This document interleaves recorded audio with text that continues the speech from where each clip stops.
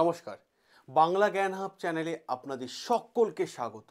এই ভিডিওটা একটা বীভৎস পরিমাণে গুরুত্বপূর্ণ ভিডিও হতে চলেছে সমস্ত ভারতবাসীর কাছে। কি এমন ঘটনা ঘটেছে রিসেন্টলি, যদি আমরা বিষয়টা দেখি তো রিসেন্টলি দেখতে পাবো যে এই বছরের ক্ষেত্রে একটা বড় ধামাকাদার জিনিস দেখা গেছে, যেখানে আরবিআই, রিজার্ভ ব্যাঙ্ক অফ ইন্ডিয়ার একটা বড় সিদ্ধান্ত গোটা বিশ্বকে তোলপাড় করে দিয়েছে।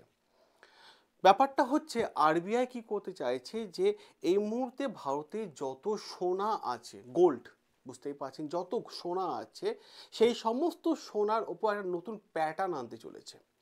কি প্যাটার্নটা? সেটা হচ্ছে যে ভারতে যত সোনা বিদেশে জমা রাখা আছে, মানে ডিপোজিট করে রাখা আছে, সেই সমস্ত সোনা আবার ভারতে আনার চেষ্টা চলছে। লাস্ট যদি আপনি দেখেন খুব ভালো করে, লাস্ট 2 থেকে 3 বছরের মধ্যে বিশ্বে অনেক কিছু পরিবর্তন ঘটে গেছে এবং অনেক কিছু পরিবর্তনে অনেক কিছু শিক্ষা কিন্তু মানুষকে দিয়ে দেয়। তো সেই শিক্ষা থেকে কিন্তু ভারত এই মুহূর্তে সিদ্ধান্ত নিয়েছে যে আমাদের যত সোনা বিদেশের লকারে জমা আছে সেই সমস্ত সোনা কিন্তু ছাড়িয়ে আনতে হবে। কারণটা কি? যে পরিমাণে স্যাংশন লাগাচ্ছে ডোনাল্ড ট্রাম্প বিশ্বের বিভিন্ন দেশের ওপর, যে পরিমাণে ট্যারিফ লাগাচ্ছে বিশ্বের বিভিন্ন দেশের ওপর, যার ফলে সেই দেশও বিপদে পড়ছে এবং যে জমা নিচ্ছে সেও বিপদে, যে জমা রাখছে সেও বিপদে পড়ছে। আর এর জন্য সমস্যা হচ্ছে, এই স্যাংশনের ফলে কি হচ্ছে যে সেই দেশের অ্যাকাউন্ট সম্পূর্ণরূপে সিজ হয়ে যাচ্ছে এবং যদি অ্যাকাউন্ট সম্পূর্ণরূপে সিজ হয়ে যায় তাহলে সেই দেশ তো ভাই নর্মালি বিপদে পড়ে যাবে। এই ঘটনাটাই কিন্তু ঘটেছে, আর তার থেকে আরবিআই নতুন প্যাটার্ন, নতুন সিদ্ধান্ত ভারত সরকারের। কি এমন ঘটনা বলছে যে আরবিআই এই মুহূর্তে চেষ্টা করছে ভারতের যত গোল্ড আছে বিদেশে সেই সমস্ত গোল্ডগুলো যাতে সিজ না হয়ে যায়, সেই জন্য ভারতে আগে থেকে নিয়ে আসো। এবং বারবার কেন বলা হচ্ছে অ্যাকাউন্ট সিজ হয়ে যাওয়া? কারণ আমরা দেখুন, মানে পাস্ট দেখেই তো সিদ্ধান্ত নিই। রাশিয়ার সাথে কি হয়েছে বলুন তো? $300 বিলিয়ন মতো সম্পত্তি রাশিয়ার একদম জলে চলে গেল, কারণ রাশিয়ার উপর এতটাই পরিমাণে স্যাংশন লাগিয়েছে ডোনাল্ড ট্রাম্প। তাহলে এত বড় একটা অ্যামাউন্ট রাশিয়াকে পুরো বিপদে ফেলে দিল ডোনাল্ড ট্রাম্প। তো এখানেই রাশিয়া থেকে সিদ্ধান্ত এবং রাশিয়া থেকে শিক্ষা নিল ভারত এবং সিদ্ধান্ত নিল যে ভারতের সমস্ত গোল্ড যত রাখা আছে সমস্ত বিদেশ থেকে আনতে হবে। এখানে অনেকগুলো প্রশ্ন কিন্তু উঠে আসছে। প্রশ্নগুলো কি? ভারতে কত গোল্ড বিদেশে লকারে জমা আছে? কতটা পরিমাণ গোল্ড ভারত সরকার সে বিদেশ থেকে ছাড়িয়ে আনবে? আর তার থেকেও বড় বিষয়, যেটা সব থেকে বড় কোশ্চেন মার্ক সবার সামনে তুলে ধরে, এমন কি ঘটনা ঘটলো যেখানে ভারত সরকার আরবিআইকে বলছে যে যত আমাদের গোল্ড আছে বিদেশে জমা রাখা আছে সেই সমস্ত গোল্ড ভারতে নিয়ে আসো। এবং তার থেকেও আরও একটা ইম্পর্টেন্ট কোশ্চেন, তাহলে কি ভারতের সোনার দাম কমছে? প্রত্যেকটা প্রশ্নের উত্তর আমি অ্যানালাইসিস করে এই ভিডিওতে দিয়ে দেব। আপনাদের তার আগে বলবো সকলে মিলে চ্যানেলটাকে সাবস্ক্রাইব করে নেবেন, কারণ বিভৎস পরিমাণে একটা অথেন্টিক ওয়েতে একটা আর্টিকেলকে অ্যানালাইসিস করা হচ্ছে। তো যদি ভালো লেগে থাকে অতি অবশ্যই ভিডিও লাইক করবেন এবং আপনার নিজস্ব মতামত কমেন্ট বক্সে কমেন্ট করে জানাবেন। কি এমন ঘটনা ঘটেছে? সবার প্রথমে আমরা ব্যাক এন্ডে যাই, হিস্ট্রি যাই। দেখুন, রিসেন্টলি আরবিআই একটা বড় সিদ্ধান্ত নিয়েছে। কি সিদ্ধান্ত? বিদেশে যত গোল্ড আছে সমস্ত গোল্ড ভারতে নিয়ে আসতে হবে, বিদেশি লকারে যত জমা রাখা আছে নিয়ে আসতে হবে। এবার গোটা বিশ্ব দুটো ব্যাংককে ফলো করে, দুটো ব্যাংক, এবং এই দুটো ব্যাংকে থেকেই বেশিরভাগ তারা লোন নেয় এবং দেশের সোনা এই দুটো ব্যাংকের কাছে জমা রাখে। সে দুটো ব্যাংকের নাম কি? একটা হচ্ছে ব্যাংক অফ ইংল্যান্ড আর একটা হচ্ছে ব্যাংক অফ ইন্টারন্যাশনাল সেটেলমেন্ট, যাকে আমরা বিশ বলে থাকি। তো এই দুটো ব্যাংকের মধ্যেও যদি আমরা তুলনামূলকভাবে দেখি, ব্যাংক অফ ইংল্যান্ডকে সবাই বিশ্বাস করে এবং ব্যাংক অফ ইংল্যান্ডের কাছেই বিশ্বের সমস্ত দেশ মানে গোল্ড জমা রাখে এবং এখান থেকেই লোন কিন্তু নেয়। তো এই দুটো ব্যাংকের মধ্যে সব থেকে বেশি যদি ভোটের মধ্যে জেতা যায় তাহলে বলো ব্যাংক অফ ইংল্যান্ড সব থেকে বেশি সোনা রাখা আছে। এবং ভারত চাইছে এই ব্যাংক অফ ইংল্যান্ডের কাছে যত আমাদের সোনা আছে, কত আছে বলে দিচ্ছি, যত সোনা আছে সব সোনা ছাড়িয়ে আনতে হবে। এবার মুখের কথাতে তো সব কিছু বিশ্বাস হয় না, ডেটা চাই না মানুষের, ডেটা ছাড়া মানুষ বিশ্বাস করবে কিভাবে? আচ্ছা, ডেটা নিয়ে আমরা কথা বলছি। দেখুন, আমরা যদি দেখি খুব ভালোভাবে দেখতে পাবো সেপ্টেম্বর 2025 পর্যন্ত ডেটা আমাদের বলছে, অক্টোবর নভেম্বর মাসের ডেটা নয়, মানে 2025 সেপ্টেম্বর মাসের পর্যন্ত ডেটা বলা হচ্ছে যে ভারতের কত সোনা বিদেশে মানে ব্যাংক অফ ইংল্যান্ডের কাছে জমা আছে। শুনলে অবাক হয়ে যাবেন, প্রায় 800 টন। সংখ্যাটা কম না, প্রায় 800 টন মতো সোনা ব্যাংক অফ ইংল্যান্ডের কাছে জমা আছে এবং ভারত সরকার এবং আরবিআই চাইছে সেই সমস্ত সোনা আবার আমাদের দেশে চলে আসুক। আচ্ছা ঠিক আছে, প্রায় 800 টন তো বলা হলো, এর মধ্যে যদি আমরা দেখি এই 800 টনের ভ্যালু দেখি, তা প্রায় বলা হয়ে থাকে $100 বিলিয়ন বেশি। $100 বিলিয়ন। আমরা যদি এই ডেটাটাকে আরেকটু অ্যানালাইসিস করি, 2023 থেকে 2025 পর্যন্ত ভারত কত সোনা ইংল্যান্ড থেকে ছাড়িয়ে এনেছে, সেটা হচ্ছে প্রায় 274 টন সোনা কিন্তু ভারত ইংল্যান্ড থেকে ছাড়িয়ে এনেছে। আর এই 274 টন সোনা এনেছে 2023 থেকে 2025, এই 2 বছরের মধ্যে। আমরা যদি 2025টাই আমরা যদি ভালো করে ডেটা হিসাবে দেখি, তাহলে দেখব 2025-এ কিন্তু ভারত সোনা কতটা ছাড়িয়ে এনেছে, সেটা হচ্ছে প্রায় বলা হইতে 46.91 টন সোনা। শুধুমাত্র এই মার্চ 2025 থেকে সেপ্টেম্বর 2025 এই পর্যন্ত কত এনেছে আমি আপনাদের রেশিওটা দেখিয়ে দিই, সেটা হচ্ছে প্রায় বলা হয়ে থাকে যে 46.91 টন সোনা কিন্তু ছাড়িয়ে এনেছে ভারত এনেছে। এবার দেখুন আরও একটা গুরুত্বপূর্ণ বিষয় আমরা এখানে যাব, সেই গুরুত্বপূর্ণ বিষয়টা কি, আমি একটা ম্যাপ আপনাদের দেখাবো। দেখুন, এই হচ্ছে একটা ম্যাপ, এই ম্যাপে গ্রাফটা আপনাকে বুঝতে হবে। দেখুন 2020 সালে আমাদের সোনা এই লেভেলে পর্যন্ত ডিপোজিট ছিল, ঠিক আছে, এই পর্যন্ত। তারপরে 21, 22, 23, 24, 25, তাহলে এখন বুঝতে পাচ্ছেন আমাদের কত সোনা এখন বলা হচ্ছে প্রায় 800 টন মতো সোনা। এটা হচ্ছে 1000 টনের গ্রাফ, হ্যাঁ, আর এটা হচ্ছে 500 টনের গ্রাফ উঠে গেছে। তো বুঝতে পারছেন 1000 থেকে একটু কম 800 টনের মতো সোনা আমাদের জমা রাখা আছে। এবার দেখুন, যদি আমি 2000 সাল থেকে 2025 সাল পর্যন্ত গ্রাফটা দেখি, তো গ্রাফ কিন্তু 50% নিচেও থেকে কিন্তু গ্রাফ কিন্তু ওপরের দিকে উঠছে। আমরা সোনা আনছি, আমরা সোনা কিন্তু আনছি। দেখুন গ্রাফ কিন্তু ওপরের দিকে উঠছে, সংখ্যাটা কম নয়, গ্রাফ কিন্তু ওপরের দিকে উঠছে। এবার অনেকগুলো প্রশ্ন এখানে সামনে আসে। সবার প্রথম যে প্রশ্নটা আসে যে আমরা বিদেশে সোনা জমা রাখতাম কেন, বা আমরা বিদেশে গোল্ড জমা রাখতাম কেন, এটা হচ্ছে সব থেকে বড় প্রশ্ন, অনেকের মাথার মধ্যে প্রশ্নটা আসছে। তার জন্য আমি একটা ভালোভাবে অ্যানালাইসিস করে দিচ্ছি। তার জন্য আমাকে 3টে মেন পয়েন্ট কিন্তু খুব ক্লিয়ার করে বুঝতে হবে। প্রথম point, easy to international transaction. কি এমন ঘটনাটা ঘটেছে? স্বাধীনতার পর যদি আমরা দেখি 1991 সালে যে ব্যালেন্স অফ পেমেন্ট ক্রাইসিস দেখা গেছিল, যেখানে আমরা পরিষ্কারভাবে বুঝতে পেরেছিলাম যে প্রায় 46%, 46.90,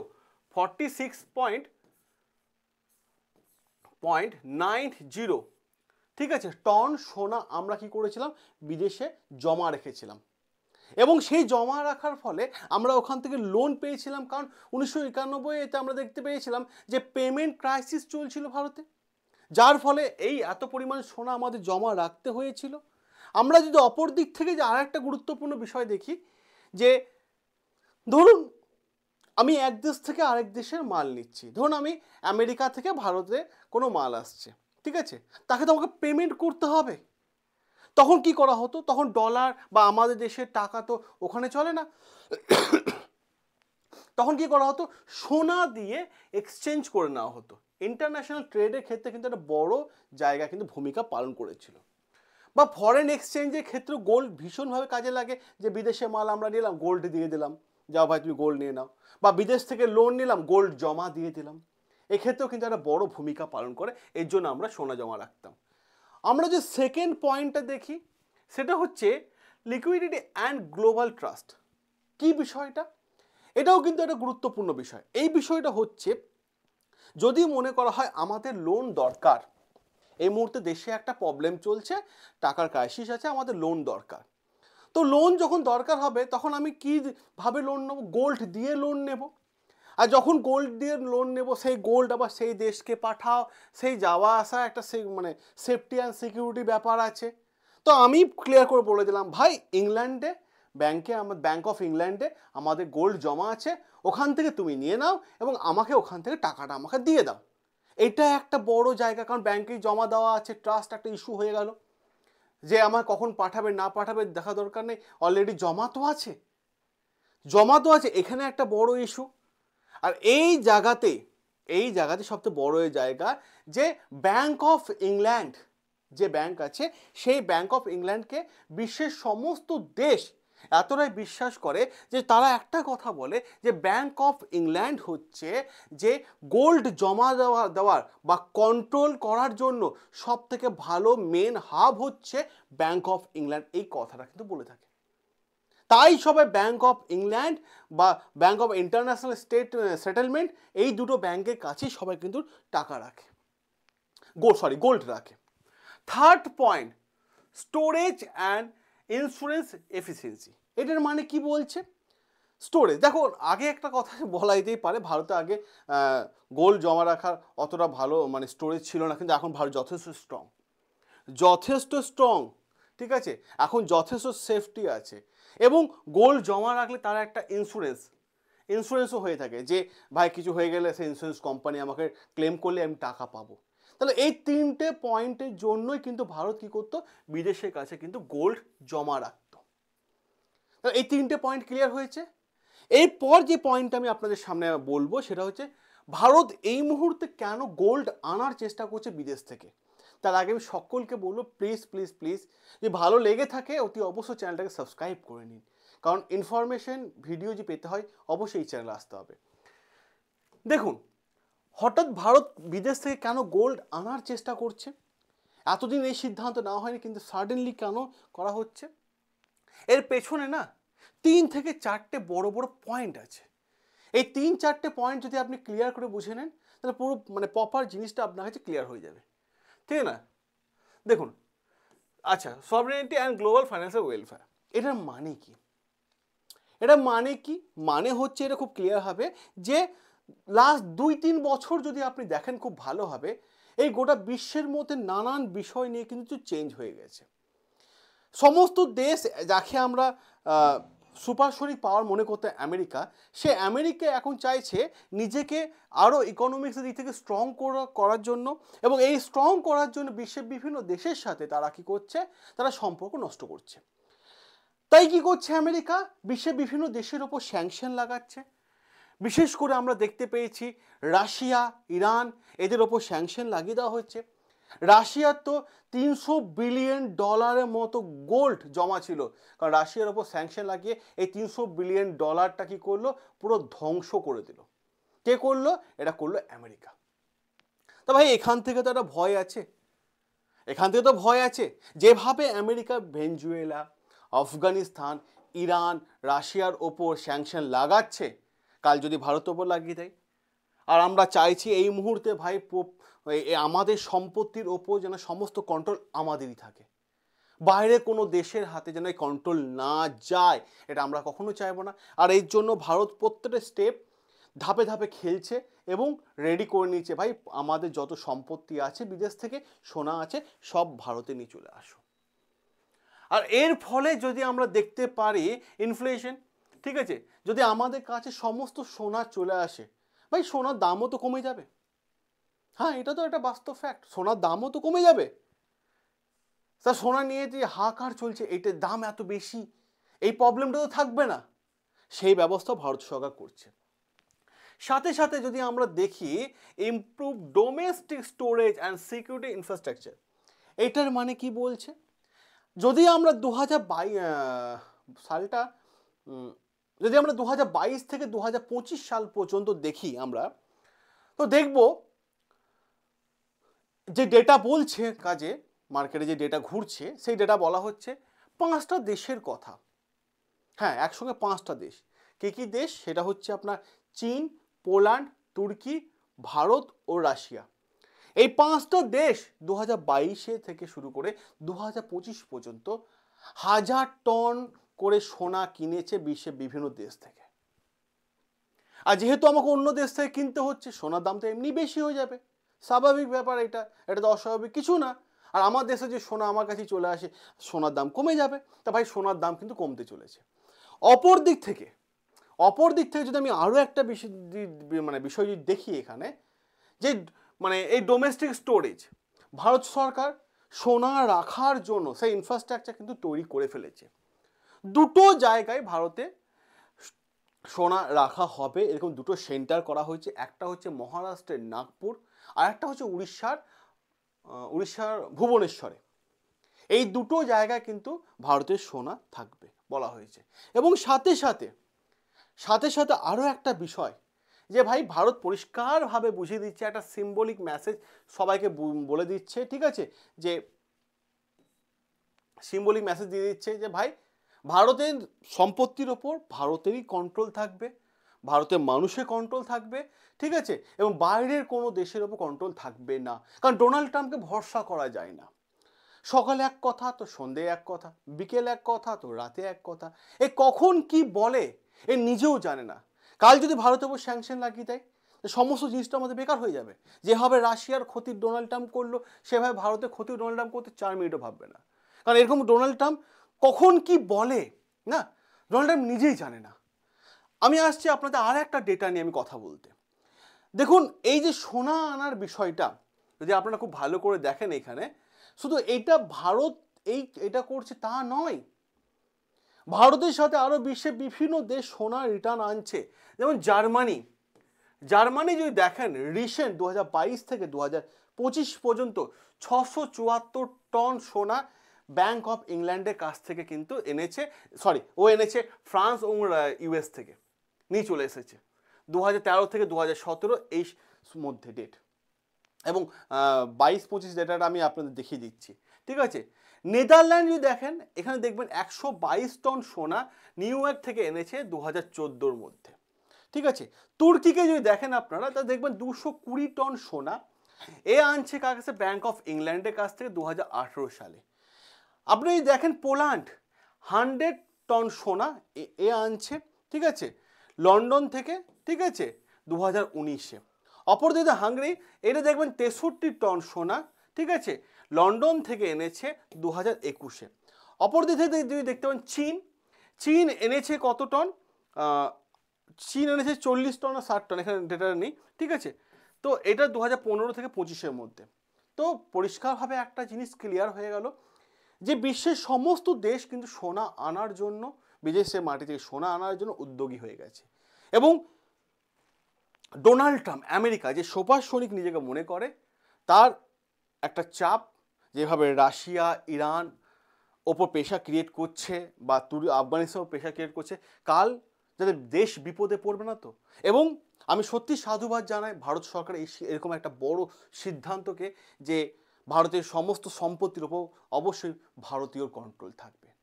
আমি আপনাদের আরও একটা বিষয় আমি এখানে অ্যালার্ট করে দিই, সেটা হচ্ছে একটা নাম্বার দিচ্ছি, এটা নোট করুন তো, 9332813134। এটা হচ্ছে আমাদের অফিসিয়াল হোয়াটসঅ্যাপ নাম্বার।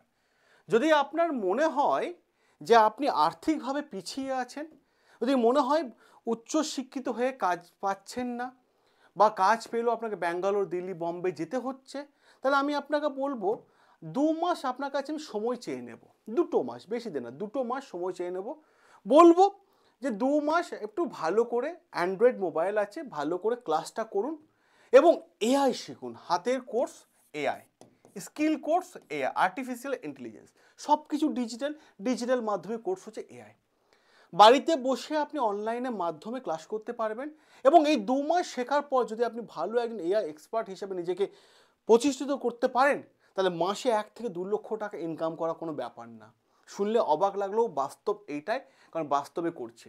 আপনি কয়েকদিন আগে নিউজে এসেছিল, জাস্ট 2 দিন আগে, যে আমি নাম নিয়েছি না, একটা কোম্পানি 800 কর্মীকে একসাথে পশ্চিমবঙ্গে ছাড়িয়ে দিয়েছে, 800 কর্মীকে। তো তো আমি এটাই বলবো, যদি আপনার ইচ্ছে থাকে বাড়িতে বসে 2 ঘন্টা করে যদি দিনে টাইম দিতে পারেন, তাহলে অতি অবশ্যই মাসে 1 থেকে 2 লক্ষ টাকা ইনকাম করতে পারবেন। আপনি আপনার সন্তানকে জামা কাপড়, মোবাইল, ল্যাপটপ, ঘুরতে যাওয়া, আনন্দ করা সব কিছু ওপর টাকা ইনভেস্ট করেছেন। এবার আপনার সন্তানকে একটা ভবিষ্যৎ উপহার দিন। বাবা মা হিসেবে এটা আপনার কর্তব্য, ভবিষ্যৎ উপহার দিন। আর ভবিষ্যৎ উপহার দিতে হলে অতি অবশ্যই এই হোয়াটসঅ্যাপ নাম্বারে হাই এআই লিখে পাঠান, আমাদের টিম আপনাকে ফুল গাইড করে দেবে। ক্লাস করুন এআই। সকলে ভালো থাকবেন, সুস্থ থাকবেন, সাবস্ক্রাইব করে নেবেন বাংলা জ্ঞান হাব, যেটা আপনাদের সামনে সবসময় অথেন্টিক নিউজ এবং সঠিক ইনফরমেশন তুলে দেয়। দেখা হবে আপনাদের সাথে নতুন আরও একটা আর্টিকেল নিয়ে।